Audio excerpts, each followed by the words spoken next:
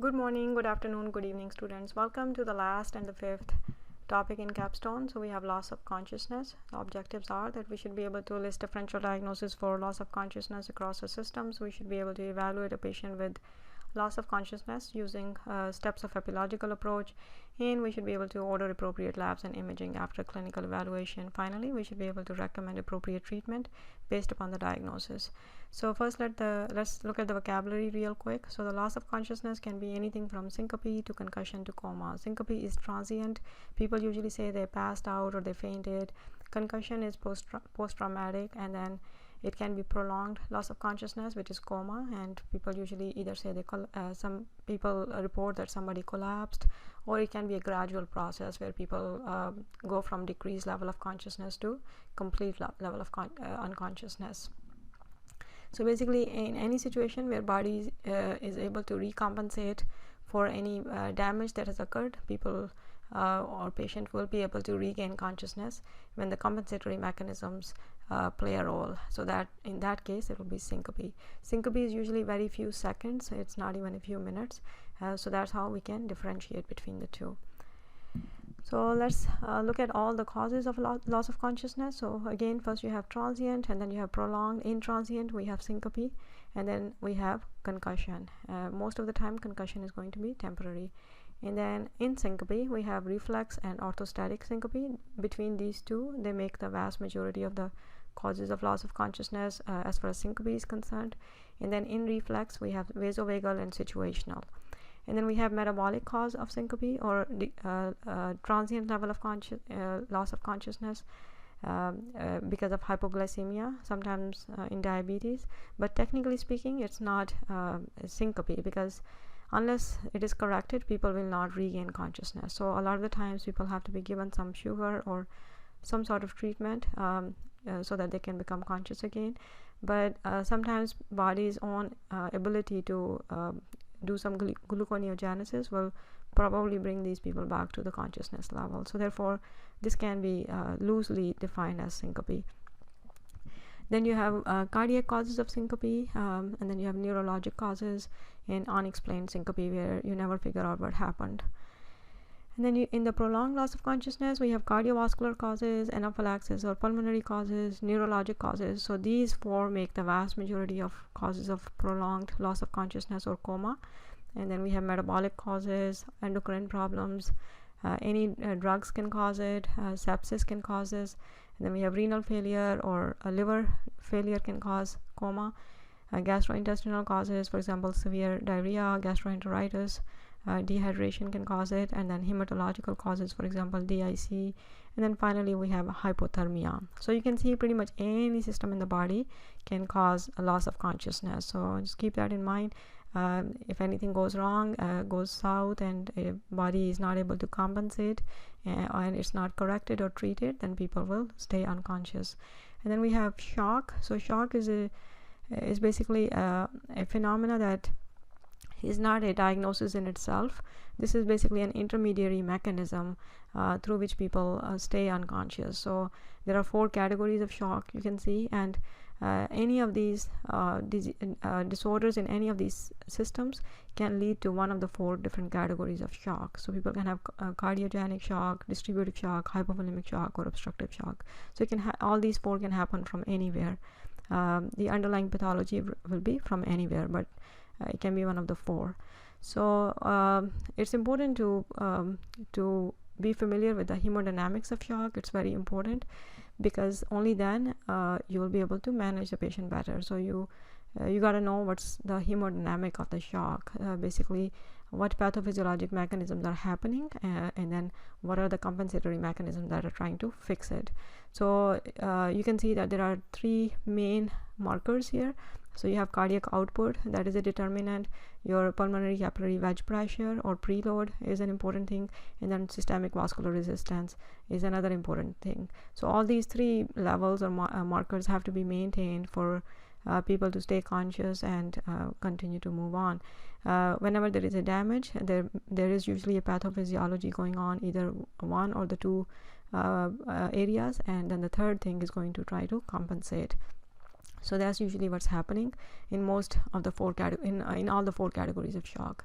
So what are the distinguishing features in cardiogenic shock? The examples for which are myocardial infarction and arrhythmias or sustained arrhythmias and cardiac failure. The pathophysiology is that people have very low cardiac output. Obviously their wedge pressure is usually high, so that is another pathophysiology. And then the compensatory mechanism is that their systemic vascular resistance is very high, or their afterload is very high, so body tries to just compensate for a low cardiac output. So there is a lot of resistance, vasoconstriction, and body tries to maintain the blood pressure in the face of low cardiac output. So that's what happens in obstructive shock.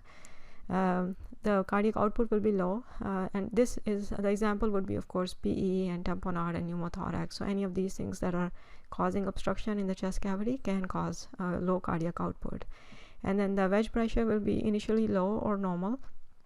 And so usually in pleural effusion and PE and pneumothorax it will be low, but in cardiac tamponade it can actually rise, and then the right atrial and ventricular pressure can equalize sometimes, and that's called equalization of the pressures. But anyhow, the compensatory mechanism will be, again, the vascular resistance will be very high, so it will try to retain or sustain the blood pressure. So which one of the two mechanisms, pathophysiology or compensatory, wins, that determines body's ability to stay alive. And then in hypovolemia, so there is fluid loss or GI loss or dehydration or hemorrhage.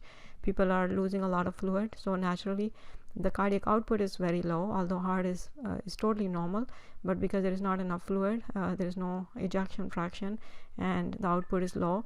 Wedge pressure is low also because there is no fluid, but then body is trying to compensate, and the afterload is high, so there is massive vasoconstriction.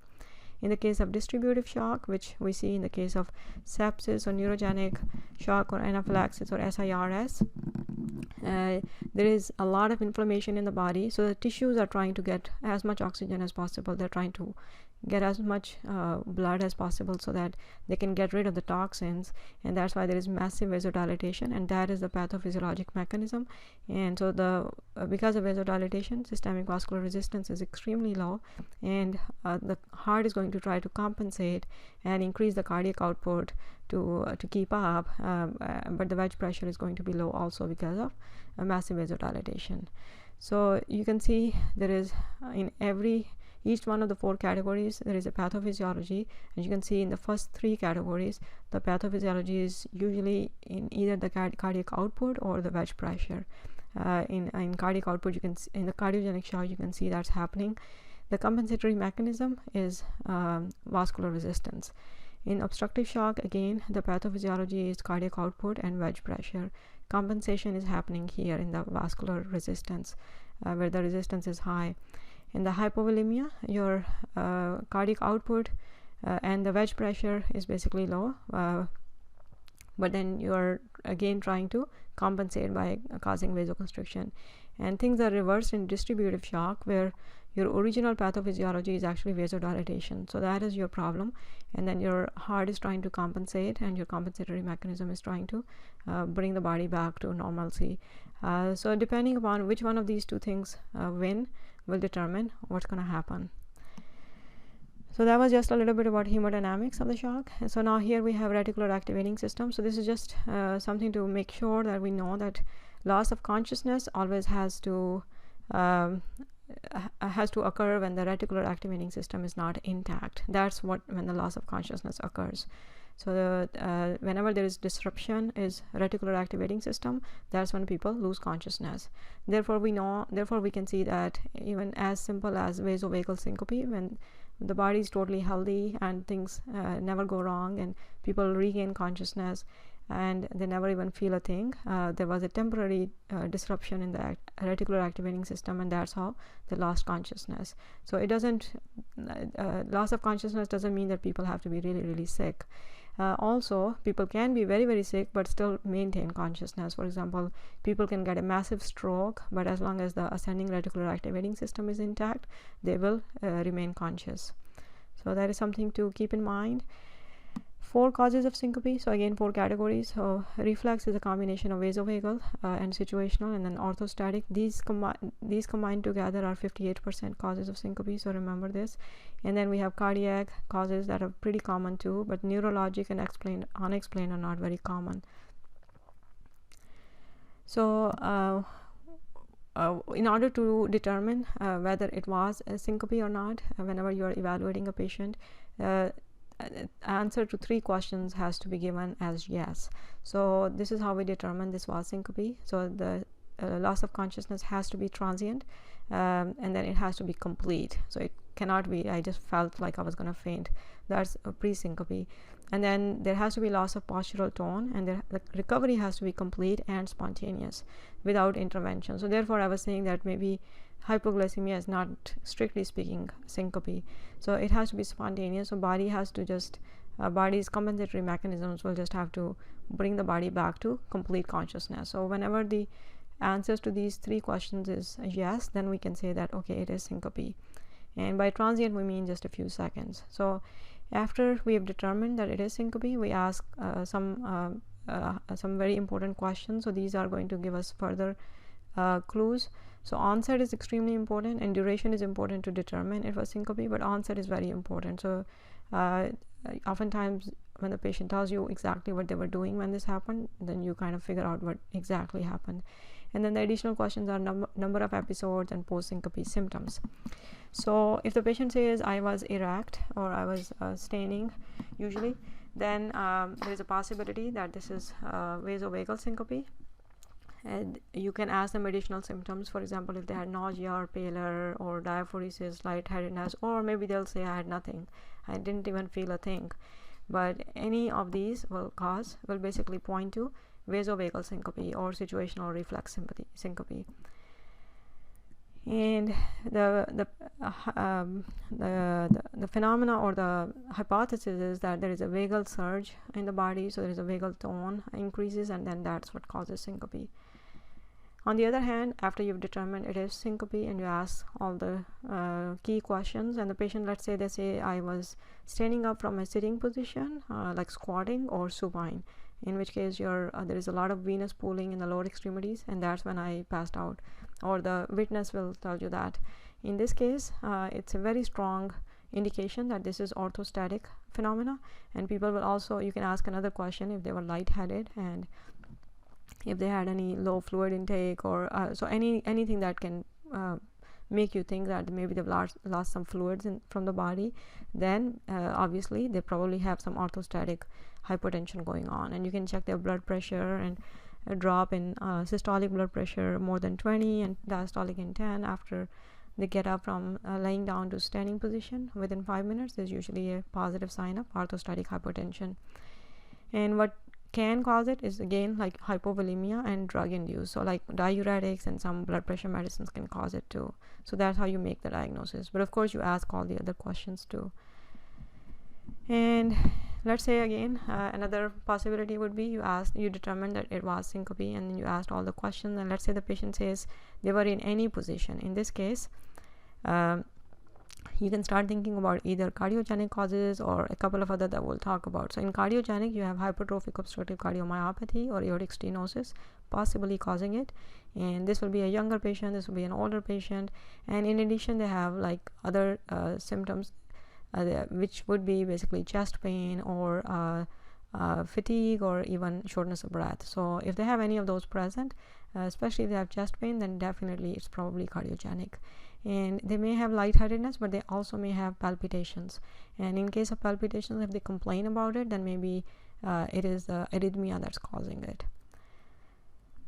So you can see if it is cardiogenic, you've determined because one of these symptoms were present, then obviously you will think, okay, maybe it is sick sinus syndrome or Brady-Tachy syndrome or long QT syndrome. Long QT is more common, it's more important also, but because it can cause sudden cardiac death. It can be hereditary or it can be acquired. And in the case of acquired long QT, it can happen either because of erythromycin, some of the antibiotics like macrolides, or it can be low magnesium or low calcium that can cause long QT. And then people can also have hook'em, so you already know about that. And this is a long QT, you already know about this.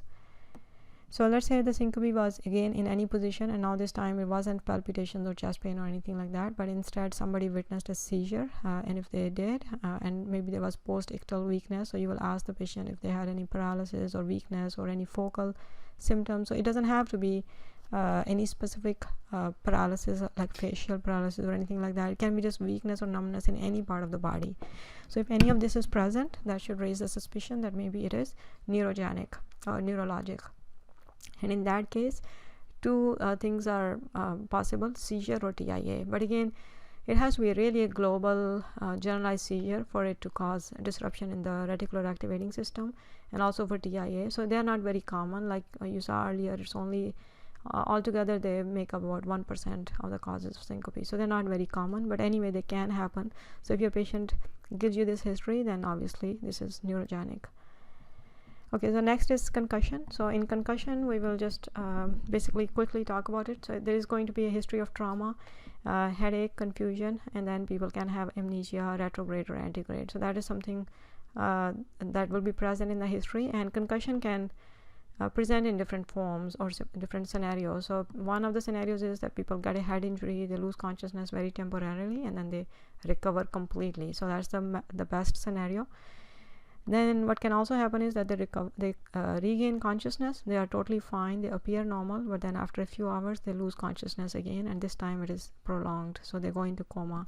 So that's unfortunate. So first they have temporary loss of consciousness, then they have a period interval which is called lucid interval, and then they have prolonged loss of consciousness. So remember lucid interval for that. And then post-concussion syndrome is the third scenario. That's extremely important to remember also, because this is the most unfortunate scenario where people can have long-term post-concussion chronic headaches, and they can be pretty bad. They can also develop epilepsy. So the other name for this sort of injury would be TBI, and then these people can also get post-concussion and encephalopathy. So that's where they lose a lot of neurological function, and they become more and more disabled with time. So that's a very unfortunate scenario, but it can happen.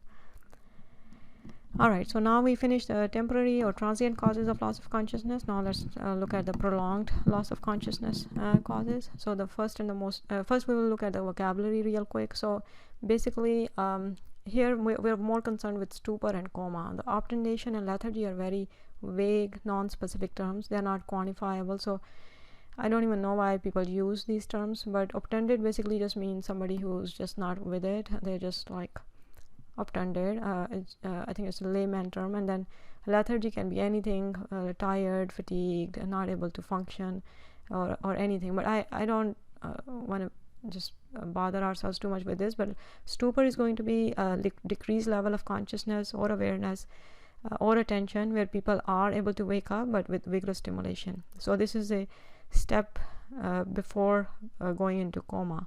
So they are not comatose yet, but they are stuporous, so you can tell they are gradually progressing toward coma. And coma is going to be a condition when they cannot wake up. Even the vigorous stimulation will not wake them up. So based upon what their Glasgow Coma Score is, they may be stuporous or they may be comatose.